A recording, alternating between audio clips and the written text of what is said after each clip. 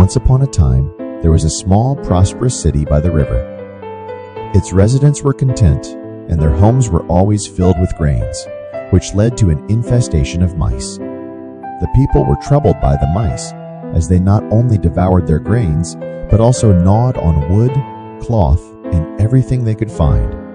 The city's residents decided to bring this issue to the king's attention. So, they gathered outside the palace and explained their predicament to the king. The king announced that whoever could rid the city of mice would be richly rewarded. The next day, a peculiar man with a golden flute appeared at the palace. He told the king that he could drive away the mice from the city, but asked for 1,000 gold coins as his reward. The king agreed, and the man promised to start the next morning. As the sun rose, the man entered the city with his golden flute and began playing enchanting tunes. The melodious sounds echoed through the streets, awakening everyone. To their amazement, all the mice started following the man, leaving the city behind. The man continued playing his flute until he reached the river's edge. The mice followed him into the water, and they all drowned.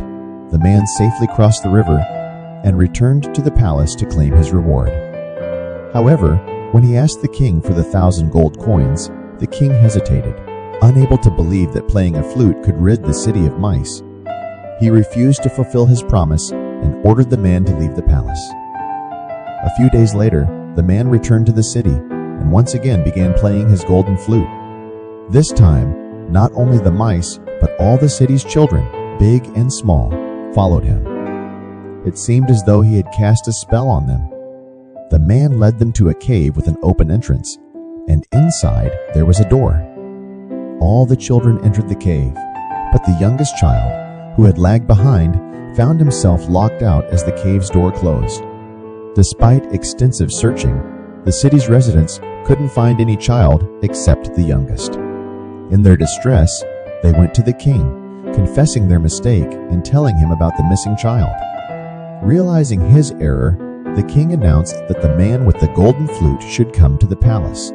The next day, the man appeared in the king's court. The king apologized and rewarded him generously. The man, in turn, returned all the children to their parents, ending the city's mouse problem and bringing joy and relief to everyone. The story teaches us that one should always keep their promises and not judge others too quickly, as appearances can be deceiving.